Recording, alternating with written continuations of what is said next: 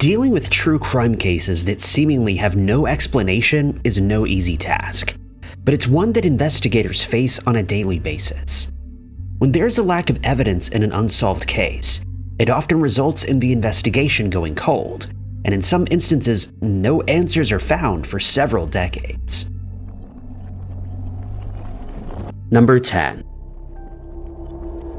For the past 3 decades, investigators in Vancouver, British Columbia have been trying to identify the culprit responsible for ending the life of 28-year-old Jillian Fuller, but with very little success. Jillian was an accomplished speed skater and avid runner who enjoyed socializing with others and by all accounts was very intelligent. Unfortunately, at the time of her passing, she was struggling with alcohol addiction. She'd moved into an apartment with the man she met while receiving treatment for her addiction, and at one point she was considering getting married to another man who was a known criminal, but that relationship didn't last long. The mystery began on the 4th of March, 1993, when a newspaper delivery man called 911 and told the operator that he'd come across a fire that had broken out at an apartment on Granville Street. Firefighters were immediately dispatched, and once the blaze had been brought under control, the apartment was searched.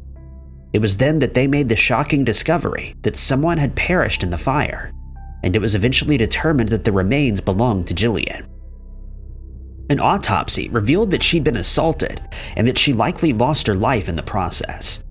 Her attacker then set the apartment on fire to get rid of any potential evidence, and likely to buy some time before the investigation started in earnest.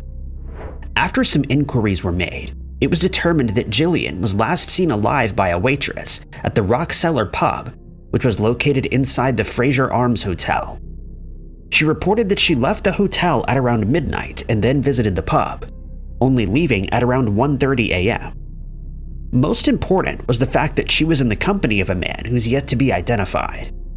The waitress described him as about 6 feet tall and with curly hair and dark skin. She added that Jillian was dressed in a red-trimmed sweater and she was carrying a pink book of some kind. The journey from the hotel to Jillian's apartment was a short one that should have taken her just a few minutes, and investigators started suggesting a few theories. Some felt the pair hadn't actually left together, and that the man was actually following her with nefarious intent. Others suggested that they left separately but planned to meet up at Jillian's apartment, where he then ended her life. Since Jillian was living alone, the man would have had ample opportunity to carry out the crime undisturbed, but no motive has ever been established. Jillian reported to her parents, George and Lois, that she had twice been assaulted by someone with whom she'd been drinking a few months before the attack was carried out, but it was never determined if these assaults were related to her case. When the apartment was processed, it was found that there was no forced entry, and so it's believed that Jillian knew her attacker and that she likely let them in willingly.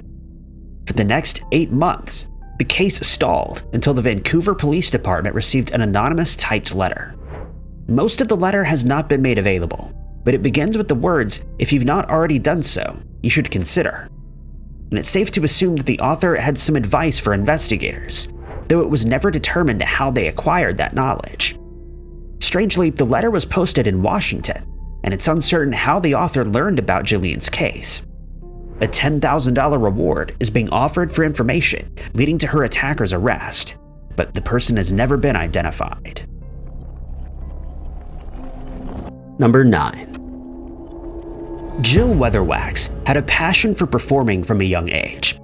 She grew up in Fenton, Michigan, where she was often seen performing folk songs with her father, who was an accomplished musician. She eventually graduated from a community college as a cosmetologist, and according to those who knew the family, they were all very close. In 1990, Jill decided to strike out on her own, and she left Michigan for Hollywood to follow her dream of achieving fame. She'd thrived as a beauty queen up to this point, and at one stage was chosen as the face of the Revlon Cosmetics brand. Soon after arriving in Hollywood, she entered the Miss Hollywood pageant and emerged as the victor. One of the prizes that she won was a recording contract with a company in London, and she was excited to take full advantage of that opportunity. She flew out to the United Kingdom, where she recorded 2 CDs, and then decided to travel through Europe for a while. While recording her music, she and the owner of the studio, Ciro Orsini, started a relationship, and the pair accompanied each other through Europe. But as soon as they returned to England, he broke up with her, and she felt as though she'd been deserted. According to the friends that she had made, her personality suddenly changed. She would tell them that she was certain someone was after her, and that they were trying to harm her, but she could never explain who she was referring to. Following the breakup, Jill's life took an unexpected downward turn. She'd started using illegal substances. She scuppered her chances of finding more work, and before long, she'd resorted to becoming an exotic dancer. She had a few run-ins with the law, and in 1997, she was once again arrested for possession of a controlled substance.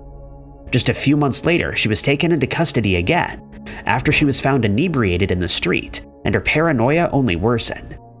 She would hide her face when she spoke, since she was convinced someone was reading her lips, and she maintained her belief that she was being watched. On the 24th of March, 1998, she was seen leaving the Via Motel in Fresno with 3 men who were driving a green or gray Ford Tempo.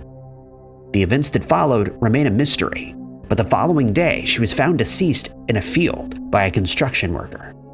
She was later identified via her fingerprints, and since the field was notorious for being used by street workers, the investigation wasn't taken very seriously. To this day, no suspects have ever been named, and it remains unclear why Jill was attacked. Today, she's remembered as a bright young woman who had the world ahead of her, but whose life was tragically ended amidst a struggle with paranoia and addiction. Number 8. The case of the disappearance of 25-year-old Clayton Mark Bussiere, a taxi dispatcher from British Columbia, started on the 17th of October, 1982, the day before he was set to celebrate his 26th birthday. His friends and family knew him to be a good man who took his job very seriously, and whenever he was late for a shift, even by just a few minutes, he would always call the Abbotsford Taxi Company to let his boss know. He was very close with his family, and his mother reiterated his character, stating that he would let her know when he was going to be late for dinner. He enjoyed his job and had many friends, which suggests he would never willingly disappear. But he did indeed vanish without explanation, and his case remains unsolved today. On the 17th of October, Clayton stayed behind after finishing his shift to play poker with a few of his coworkers.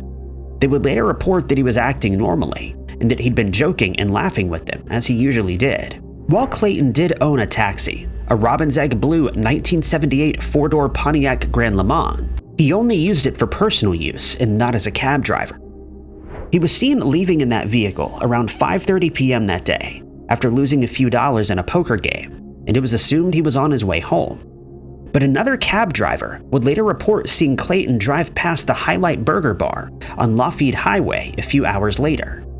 The man was having something to eat at the diner, and he was surprised to see a passenger in Clayton's cab.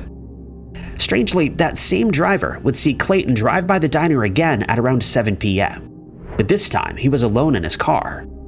He was heading in the direction of downtown Mission, and he was never seen or heard from again. No one has ever been able to determine why he had a passenger in the car with him, or why he hadn't gone home after the poker game. He would have driven out of his way to drop off the person who was in the cab with him, since the burger bar was about a 14-minute drive from the cab company, and he lived in the opposite direction.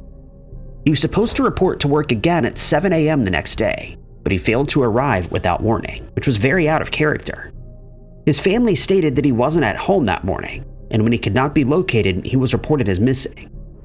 Searches were conducted of the areas where he was last seen, as well as in some of the more remote areas, but no clues were found. When Clayton's case started to grow cold, his family consulted an apparent psychic who stated that Clayton was, quote, in the water. Family and friends searched outbuildings in town, put up more than 1,000 flyers, and scoured through wooded areas, but to no avail.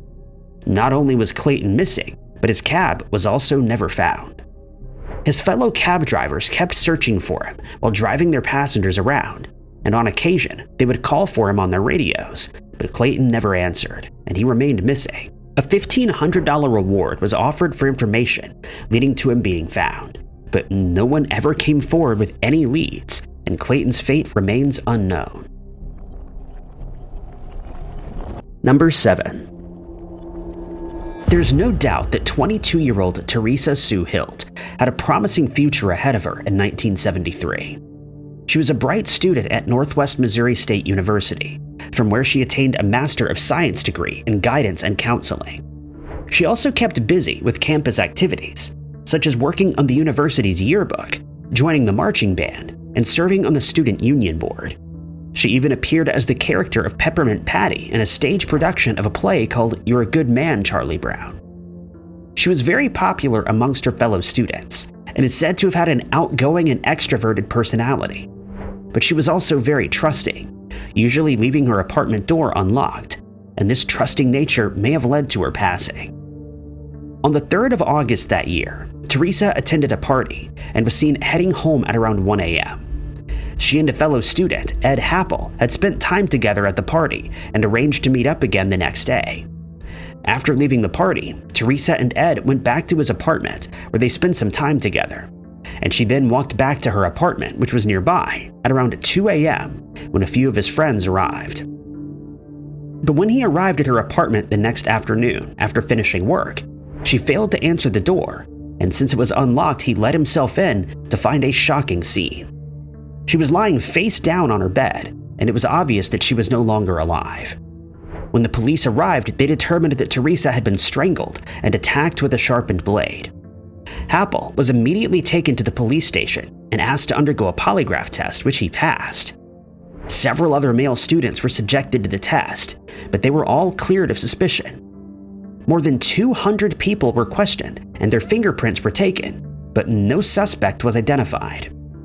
Later on, Teresa's travel checks and wallet were found at a set of train tracks close to her apartment, and hair samples that were collected from her room showed that she was attacked by someone who suffered from a type of hair loss. For the next 15 years, Teresa's case stalled, and any chance of making further progress was scuppered when it was decided in 1989 that the case should be reviewed. When evidence that had been collected from the apartment was gotten to be reviewed, it was discovered that it had been exposed to water, and as a result, most of it was destroyed by mold. Strangely, there was no sign of the original case file, and the case turned cold once again. But it was reviewed again in 2009, and when a second set of interviews was conducted, it was discovered that the initial investigation was seriously flawed.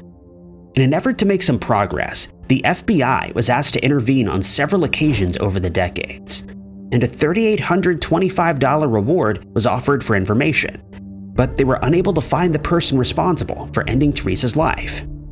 The same people were interviewed and asked to take polygraph tests again, but to no avail. Teresa's case continues to frustrate investigators, since no further information was ever received and no suspects were ever named. Only time will tell if her attacker will ever be identified and brought to justice. Number 6. 51-year-old Michael Edwin Hearon, better known to his friends and family as Mike, originally hails from East Tennessee. He gained a wealth of experience in the outdoors while working for the Park Service after graduating high school, his role being to trim trails that were popular with hikers. Following this, he started a career in construction and founded a company called Michael Hearon Builders, and before long, he'd secured his financial position. He was very well acquainted with the Happy Valley area since he owned a farm there, and he enjoyed exploring the area, finding new caves that he hadn't visited before, and on some occasions hiking in the Great Smoky Mountains. The fact that he had so much experience in the wilderness makes his disappearance all the more baffling. His two sons, Andy and Matt, would tell investigators that they last spoke to Mike on the 23rd of August 2008, when Andy spoke to them on the phone. At around 9:30 that morning, Mike stated that he was on his way to Andy's house to get a lawnmower and trailer that he needed to mow the lawn of a property in the valley. Andy stated that he wasn't at home just then, but that he was on his way there, and that he would help Mike load the equipment onto the trailer. Matt didn't actually speak to Mike, but he received a voicemail with the same information. It's known that the property in question was situated next to Mike's, and that it belonged to a missionary group that had been away from the area for a while, and that Mike needed the mower to tidy up the area. Andy and Mike drove past each other on Gateway Road, as Mike had decided to load the trailer by himself, and he didn't see anything unusual. This was reiterated by one of Mike's friends, with whom he'd also spoken that morning. Mike arrived at the property at around 11 a.m., as was witnessed by his neighbors, and they noted that he had the mower on the trailer. Other witnesses reported that he'd headed out from his property about a half hour later on his ATV, and they waved to them as he passed by. But when no one had heard from him by the 24th of August, his family started to worry. Mike's father and his wife traveled to Mike's house but got no answer at the door. They noted that his ATV was parked in the driveway and that the mower was still sitting on the trailer. The adjacent lawn was also still overgrown. On the 25th of August, the farm was checked again, and the family found it strange that Mike's truck's windows were rolled down. The doors were found unlocked, and inside they found his keys, ID, money clip, and cell phone, which was very unusual. The new ATV that he'd purchased was nowhere to be seen. The police were informed, and when a search was conducted, Mike's ATV was found on the 26th, about a mile from the house. The way that it was left in the brush, with the ignition still on and the kill switch off, led his family to believe that foul play was involved. But no further clues were found, and Mike remains missing to this day. Anyone who has information on this case is asked to contact the Blount County Sheriff's Office at 865-273-5000. Number 5. It isn't often that investigators are tasked with investigating a crime that's purported to involve witchcraft, but that's exactly what happened in the case of 74-year-old Charles Walton, which occurred in Warwickshire, England in 1945. The case has become the oldest in the Warwickshire Police Service's history, and many theories have been put forward in an effort to explain what happened in Lower Quinton on Valentine's Day that year.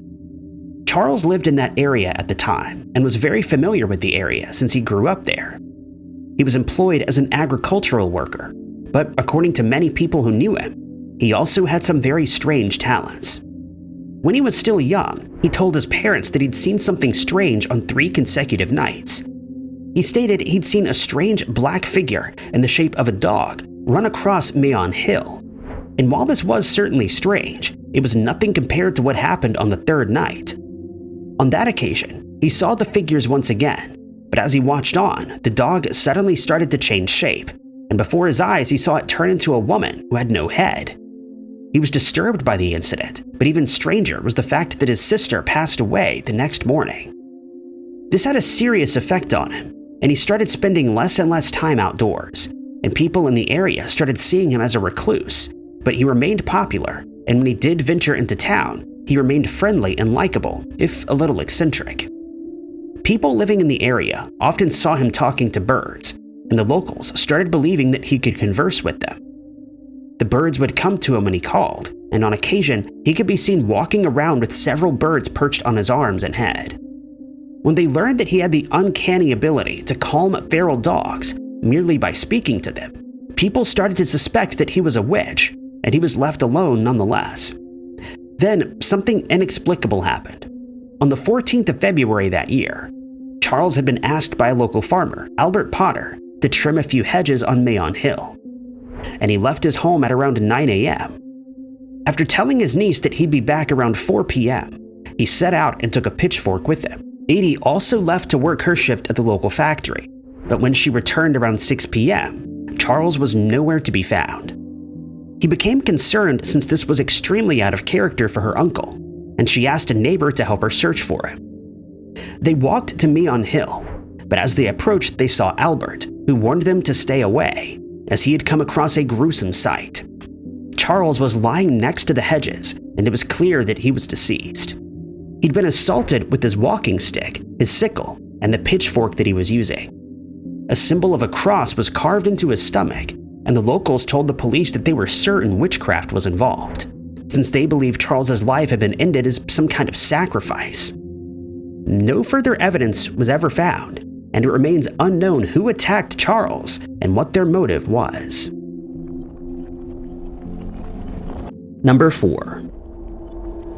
26-year-old Marshall Iwaasa has been missing since the 17th of November 2019, and to this day, his family and the investigators involved in his case remain frustrated with his case, since they've been unable to figure out what happened to him. For most of that Sunday, Marshall spent the day at his rented house in Calgary, Alberta, in Canada. He had a lot of laundry to do, and he tackled some unfinished chores around the house. Once this was done, he got into his truck and drove to his mother's house in Lethbridge. She'd asked him to come over to help her with an issue that she was having with her computer, and Marshall ended up staying at the house for several hours. Once the issue was dealt with at around 11 p.m., he headed back, but he stated that he'd be stopping in at the Northside Industrial area to check on something in his storage locker before heading home. It's known that he tried to access the locker several times that night, and that he finally managed to open it at around 6 a.m. He remained there for about 2 hours, and he was seen by witnesses in the area at around 8:30 a.m. The events that followed remain a mystery, as Marshall has never been seen again. It would then be reported on the 23rd of November that a group of hikers had stumbled across a strange scene in a wooded area near Waddington Hut in Pemberton, about 740 miles away. Marshall's truck was found burned out and abandoned, and his clothes were scattered around the area. Even stranger was the fact that parts were missing from the truck, and some of his belongings could not be accounted for. 3 smashed phones were found near the vehicle, along with his expired passport, an Xbox, and a PlayStation console. The items that were never found included his contact lenses, backpack, laptop, wallet, and his Samsung cell phone. The hikers who came across the scene stated they felt a crime had taken place. Marshall's family could not explain why his truck was found in that area, as he never traveled there and didn't know anyone living nearby. It was later determined that the 2 gaming consoles did not belong to Marshall, and that photos taken by the hikers and later on by investigators were very different. By the time authorities photographed the scene, some items had been moved around, some being neatly placed beside each other.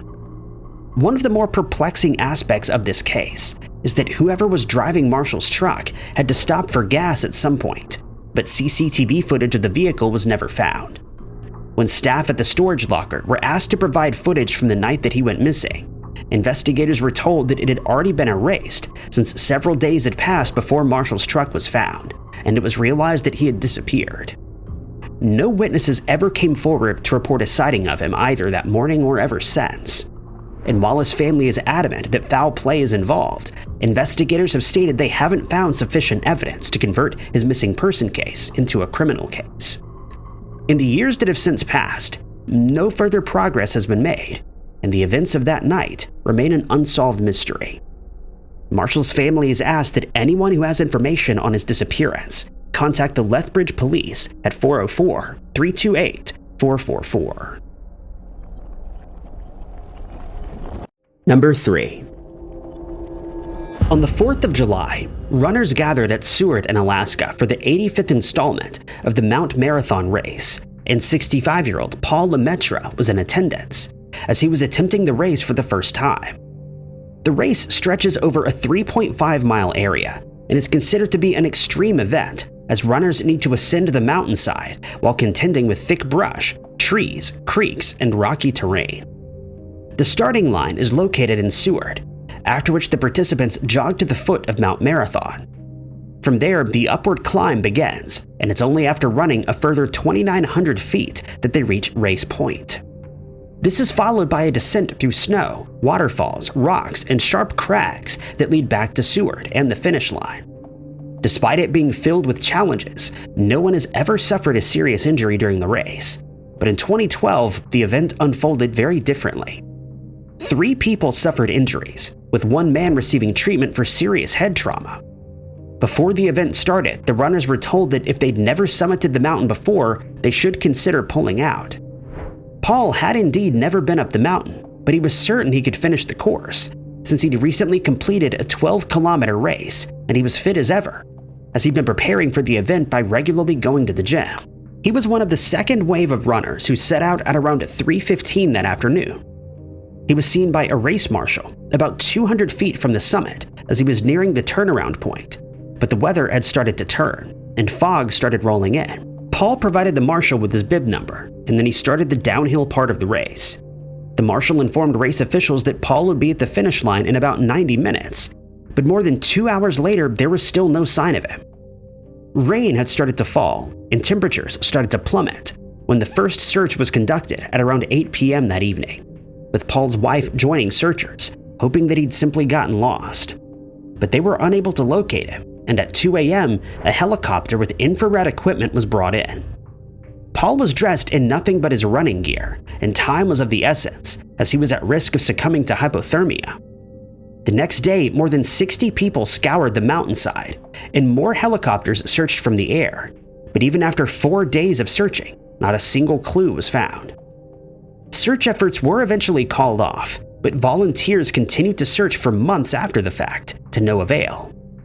It's been suggested that Paul either got lost on the trail or was unable to find his way back before succumbing to the elements, or that he suffered a fall, which rendered him unable to walk or find aid in time.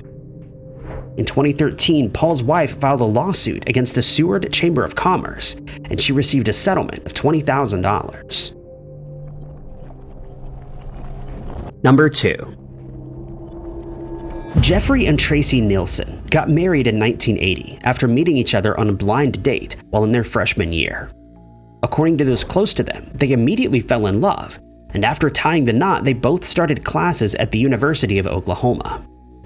Tracy had hopes of starting a career in physical therapy, and Jeffrey was studying to become an orthopedic surgeon. In January of 1981, Tracy was getting ready to celebrate a landmark in her life, as she was turning 21 on the 5th of that month. Jeffrey attended college that morning, and once his classes were over for the day, he headed into Oklahoma City to buy an expensive bottle of perfume as Tracy's gift.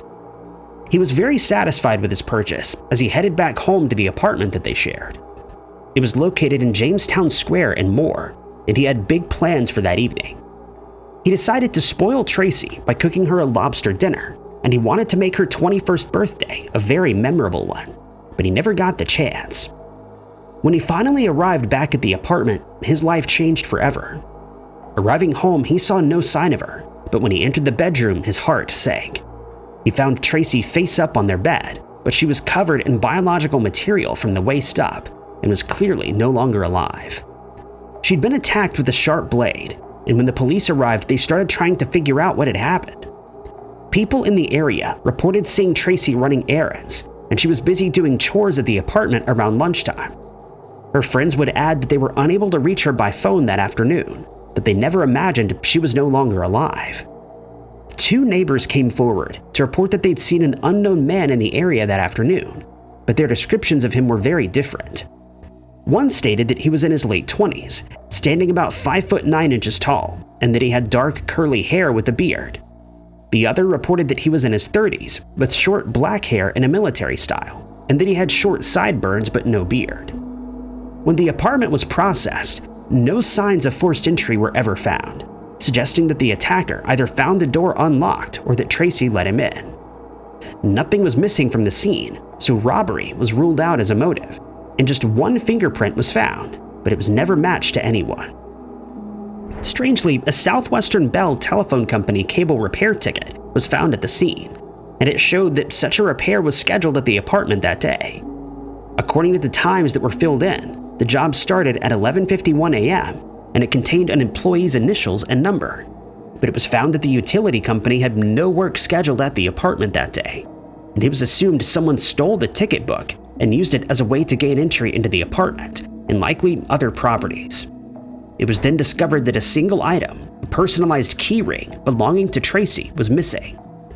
Jeffrey described it as tortoiseshell colored and about 4 inches long and said it had Tracy's name on it. It's believed it was taken as a keepsake of the crime, and it's never been located, but it may help identify her attacker.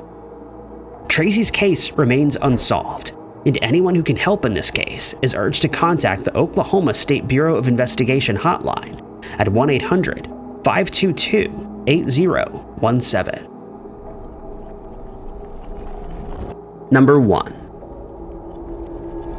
According to everyone who met her, 24-year-old Rosemarie Nitribitt was a beautiful woman who had forged her own path in life, and in the process managed to acquire a great deal of money. She was known as one of the most prominent escorts in Germany in the 1950s, and she could often be seen in the company of prominent men in Frankfurt who showered her with gifts and other luxuries. She was also usually seen driving around in her black convertible 1956 Mercedes-Benz, which was very noticeable thanks to its customized cherry red interior. In 1957, she was living in Eschenheimer Tower, and she was known to avoid the police at all costs since she'd been arrested for solicitation several times. But on the morning of the 1st of November that year, Rosemarie's housekeeper arrived at her apartment and found it strange that the bread that they delivered to the door was still outside. She then heard Rosemarie's poodle whimpering inside, and when she opened the door, she was shocked by what she found. On the couch in the living room, Rosemarie lay deceased with a stocking around her neck. It was clear that she'd been deceased for a few days, and the couch was stained with biological material. The investigation that followed got off to a rocky start, since the police immediately opened a window in the room before taking Rosemarie's body temperature, which would have given them an indication as to when the crime was committed. 18,000 marks were missing from the apartment, but nothing else had been stolen, and the reports that were filed after the fact were vague and didn't contain all the information found at the scene. On a broken wine bottle, several fingerprints were found, but they never led to the culprit's identity. It was known that several prominent men visited Rosemarie regularly, but their interviews were completed hastily and without much interest. It was later discovered that several pieces of paperwork from the case file were destroyed. Some names were left out to protect upper-class clients, and when some came forward with information, it was rarely followed up on. Many people believe that the police know who committed the crime and that they were paid off by someone of high standing to turn a blind eye to the investigation, but this has never been definitively proven. Before long, the case went cold, and with such disinterest in it being solved, the police never identified Rosemarie's attacker. Thank you guys so much for watching. If you liked this video, be sure to hit that like button. Also, don't forget to subscribe and click that notification bell to keep up to date with all of our future uploads. But my name is Ty Knotts, and I'll catch you guys in the next video.